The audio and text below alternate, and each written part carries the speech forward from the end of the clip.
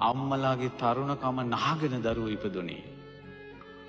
දරුවෙක් ඉපදුනා කියන්නේ අම්මට තරුණ කියන වචනේ නහලා දානවා.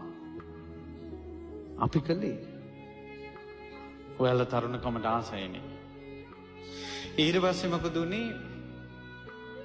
දරුවට කෑ ගහ ගන්න බෑ. උගුරට මොනවත් ගිහිල්ලා නැහැ. කෑ ගහ ගන්න බැරි දරුවන්ගේ ඔබ කාගේත් මගේත් උගුර ඉස්සෙල්ලාම තෙත්තුනේ අම්මගේ කිරි ටිකෙන්. එහෙම තෙත් වුණාට පස්සේ ඒ කට හැදුනේ, ඒ කතාව හැදුනේ අම්මා නිසා. කොච්චර කිරි බීලා ඇතිද? කල ගණන්. ඊට පස්සේ ඒ දරුවාට බත් කවනවා, ඉඳුල් කවනවා. මෙහෙම ගුලි කර කර කවනවා. කන්න නැතුවට උඩ බලපන්. අන්න බබෝ කුරුල්ලෙක් කියලා කට අරගෙන උඩ බලනකොට කටට දානවා. මෙහෙම අත ගුලි කරලා කටට කවපු බත් කටවල් ගාන දරුවනේ නුඹලට ගණන් කරන්න බෑ.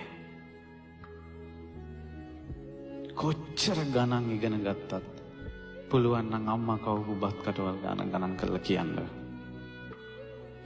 දැන් ඔය කටවල් වලින් බැනපල්ලා අම්මලාට. ඒ කර්මේන අන්න නැහුණා.